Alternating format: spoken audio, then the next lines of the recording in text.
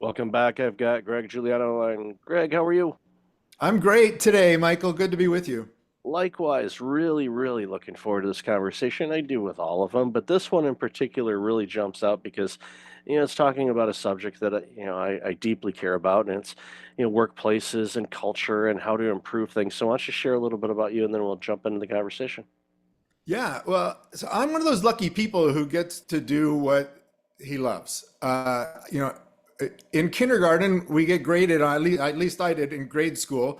One of the things we get graded on our citizenship grade is to work and play well with others. And that's kind of been my life's work. I started out in education, working as a teacher and administrator.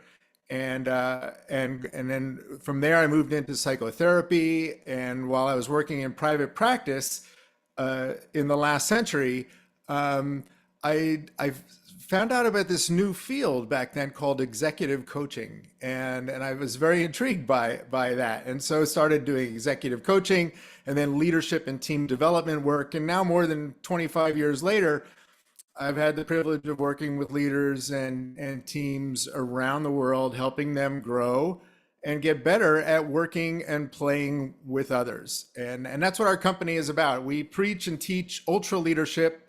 Ultra leadership is leadership that goes beyond usual and ordinary to engage, empower, and activate people. And as we were talking before, I appreciate that you know that I've written a few books on this. I have a couple of things to say on this topic, and the most recent one is called "Coaching for a Change: How to Engage, Empower, and Activate People," and that came out in December. And so that's yeah. And I'm here in Portland, Oregon today, where it's cold and chilly, and but life is good. That's great, and I always love when I have authors on the show, and obviously you've written a few books, and again, it's important because it gathers your perspective from your long career so far. I add the so far part because you're not done, not even Oh, close to being done because the work's not done. And again, the book is just amazing, and I'll have a link to the book, of course, in the show notes. I definitely recommend leaders of all facets of life pick up on it because there's things in there for everybody. Yes, it's geared towards leaders in business and things like that, but even people that are just in the front lines of their organization. One day, if you want to be a leader, start gathering the information on how to do it right the first time. You're going to thank yourself later, and you can thank us too. Well, by buying the book, you're going to be thanking Greg for sure. But make sure that you pick up it. We'll definitely have that. So, this book touches on a lot of things, and I mentioned briefly too in the pre-show. One of the many things that jumped out at me in the book. We'll talk about a couple of things. The first one is something that we've been seeing a bit in organizations is, quite frankly, we've gone, or we're going in many cases, where you've got the situation where you've got the command and control, your typical, I want to say military style, but come on, it's military type style leadership to more of a you're Bill Belichick. You're the head football coach, and you are coaching your players, or in this case, your employees, on how to perform their roles really well. So, talk to me about the research behind that and what you've seen, obviously, throughout your career, and even recently with the organizations you've been helping kind of shift their mindset from this command and control, top down type of situation to you've got an ally in your leader who wants you to be better. So I'd love to hear your thoughts on that. yeah. So I've seen it over the years, noticing that organizations as the workforce changes, right? So the organizations were built, a lot of them, um, by folks who came up in the 20th century, and that was the model. That an organization, there's a handful of people who are the important people at the top, and everybody else are workers. So it's like the factory, back to Henry Ford, and then the old school large, organization where the whole organization exists to reduce the anxiety of the people at the top, right? So it's all work is that we don't want the CEO and the CFO worrying, so it's all about getting information up to them. And so everybody's in service of the people at the top of the organization. And I'm just finding if we truly are measuring people on engagement and productivity, that structure has a shelf life. And we're finding it more and more today because people who were born after, the 20th century became the 21st century, they don't want that kind of an experience. People coming into the workforce today are looking for, more empathetic, leadership. They're looking for more fairness in the workplace. And they're looking for a structure that is adaptable and enables them to be who they are. They don't have to hide who they are or change who they are. They can be themselves and make their contribution. And so we're finding that the organizations that get that and make that shift are outperforming companies that are locked into an outdated model of command and control. And it's funny you mentioned Belichick, so we think that coaching is a great approach to helping teams and people succeed.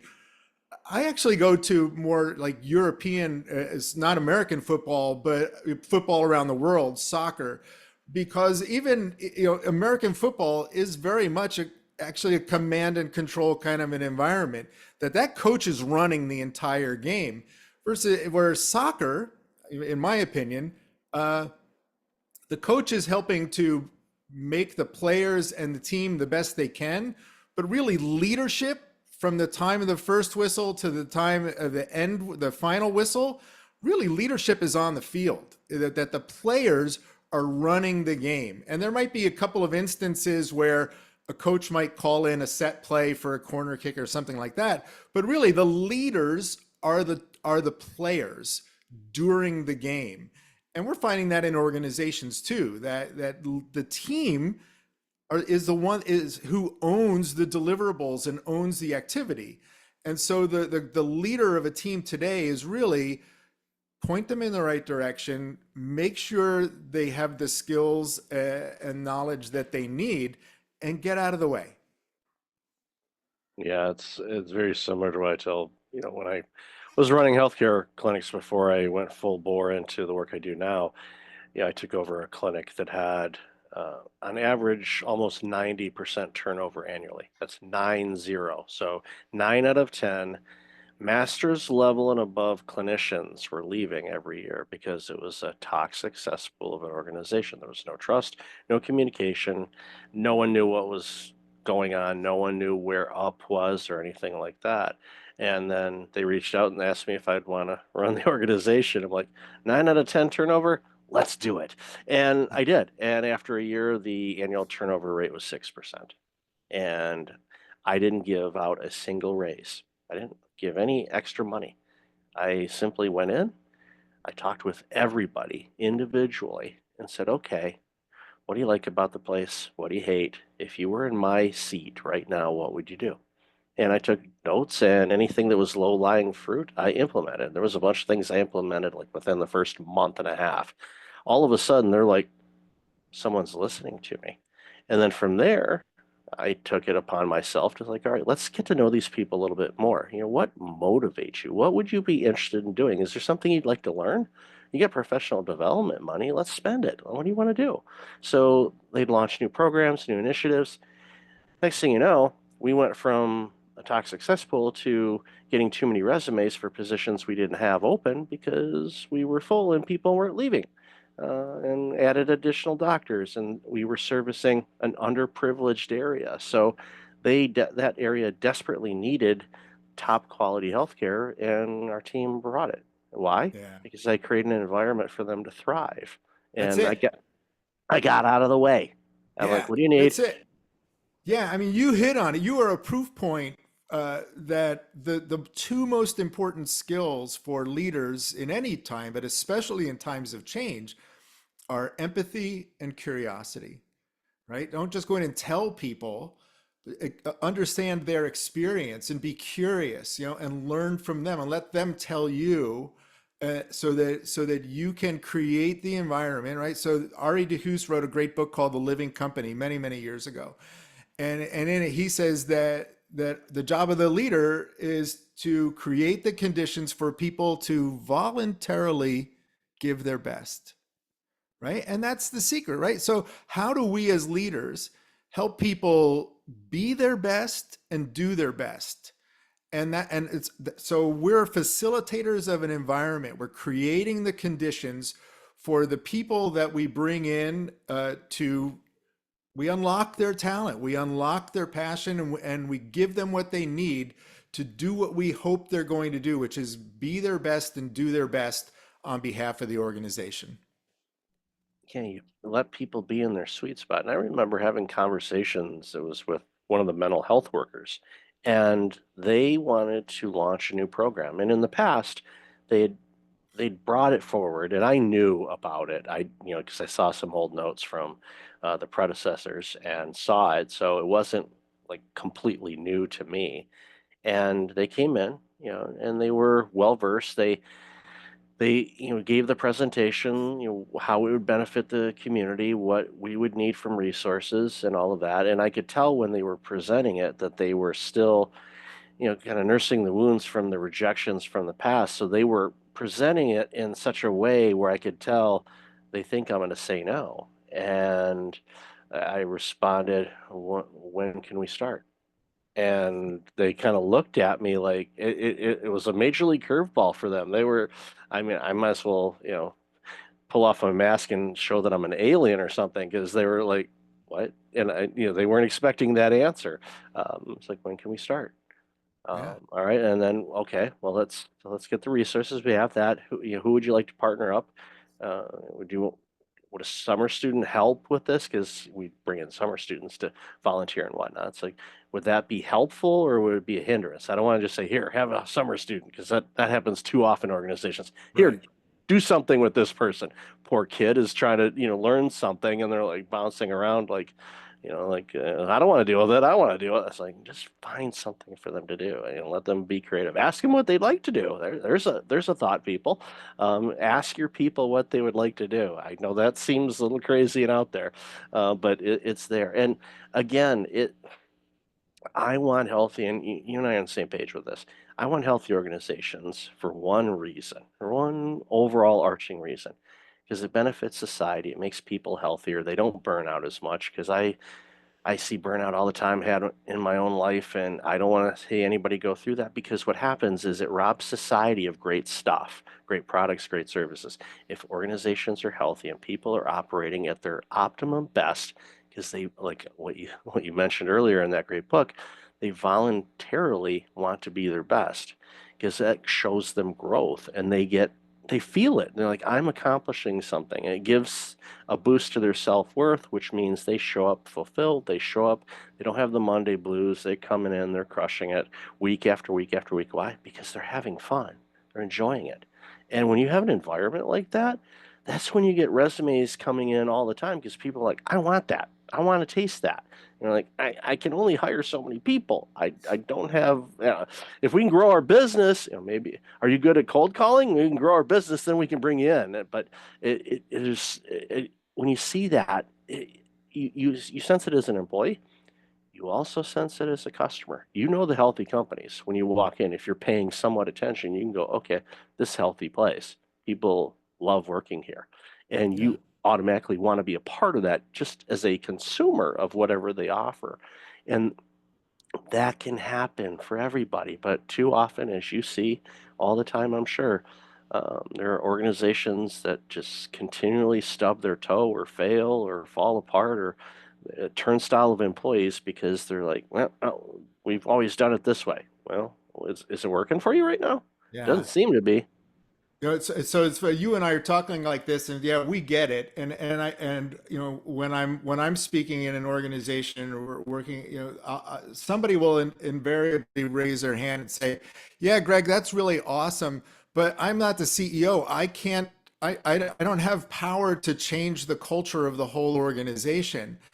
And so what do I do? And so what I say to folks in who, say, ask that, or and they bring that up is, yeah, but if you lead a team, maybe you don't have control over the whole organization, but you can create a culture just in your team and become that team in the organization that everybody everybody wants to be on your team because you create that kind of an environment, and that begins to have an impact on the organization. That you just set up rules and boundaries of, here's what it's like working with my team, here's the way we're going to treat one another, here's the way that we're going to communicate with one another, and here's what our stakeholders and our internal partners can expect from us consistently, so that your team becomes this bubble of positivity in a larger organization.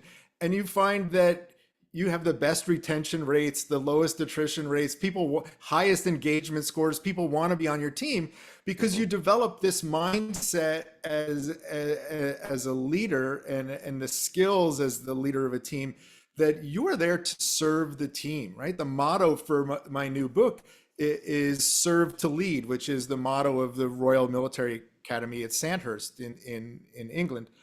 And I think that that's true for all of us. That if we say we're going to lead a team, then we're taking on the responsibility to be of service to the team. The team does not serve me, I serve the team. And even if I don't run the whole company, I'm not the CEO, I can create a culture for my team that is engaging and empowering and really unlocks them and activates them to be a highly productive team and a fun team to be a part of.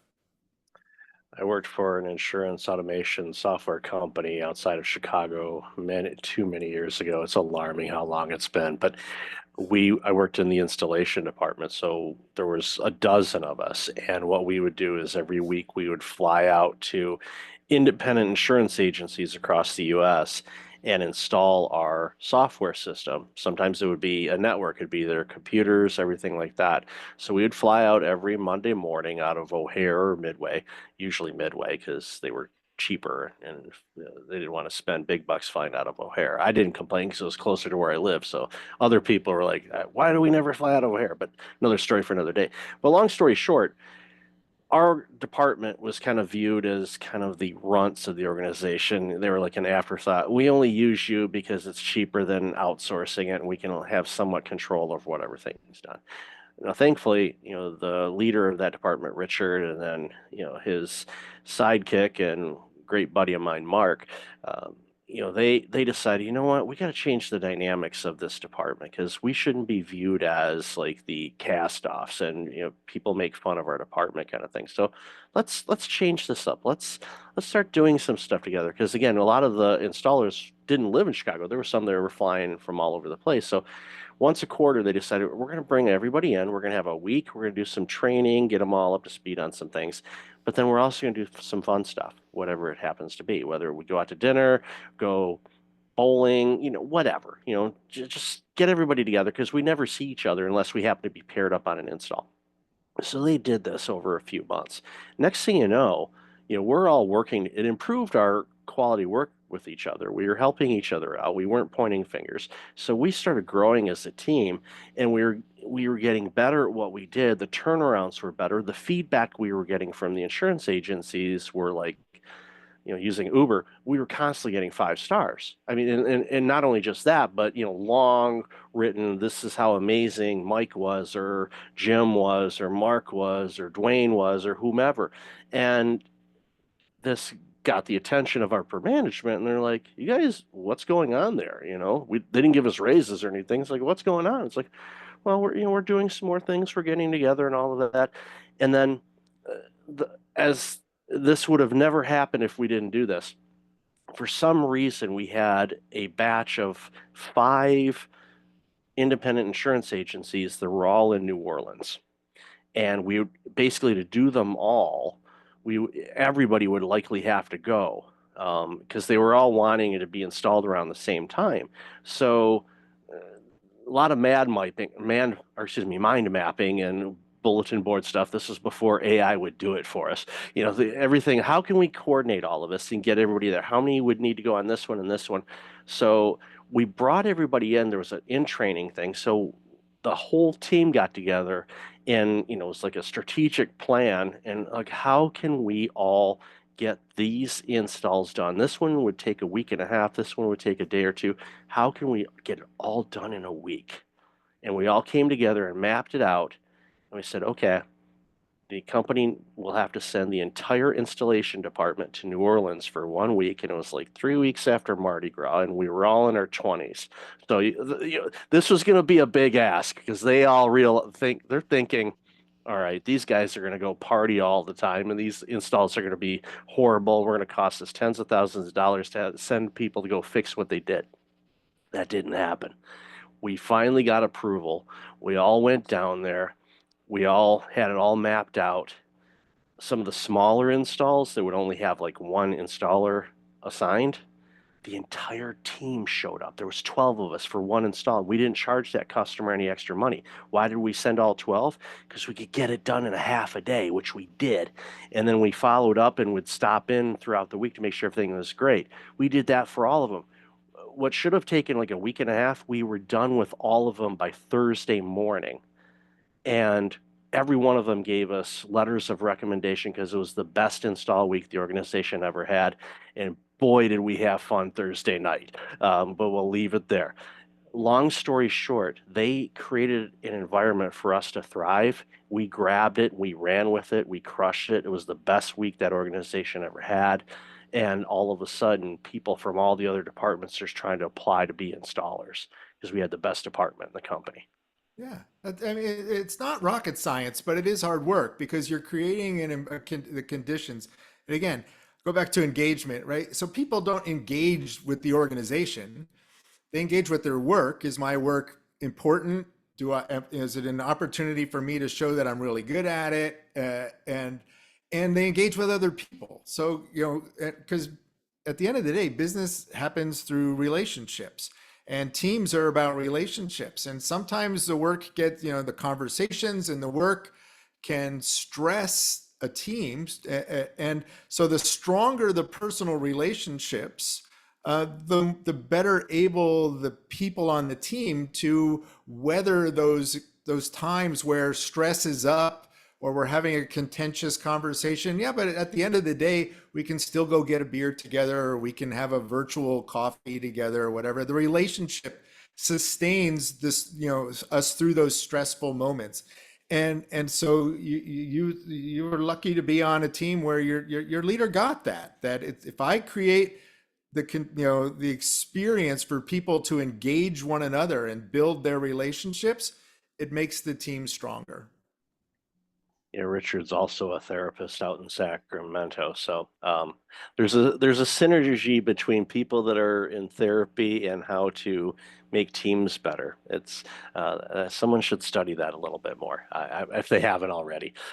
There's just you understand people, you understand the mind, you understand how to create healthy environments for people to thrive. And when they thrive, my goodness, do we get some good stuff. And Yeah, it's oh, I think, it's so for me, I mean, having been both a therapist and a coach, the starting point is different, right? Therapy, something's wrong and you want it addressed. Coaching is, I'm doing pretty well, I want to do better, right? So, but I think the through line for both of them is that when you go to therapy, I used to say only healthy people go to therapy because they recognize something's off and I need some help to get it back on track, right? So I think that self-awareness, that awareness translates to leadership and working with folks is that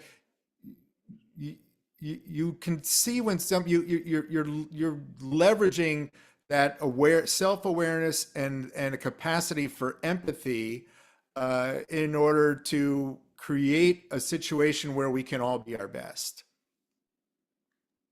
I think if we create environments that allow people to be their best, those are the organizations that are going to continue to thrive and shine and everything else. So, Greg, love Absolutely. this conversation. Where can people find out more about you and your book and everything else you're doing? Yeah, so thanks. So you can find us at ultraleadership.com. All right, so you can find all about me there and our organization, our company, where we provide executive coaching and team development and change consultation.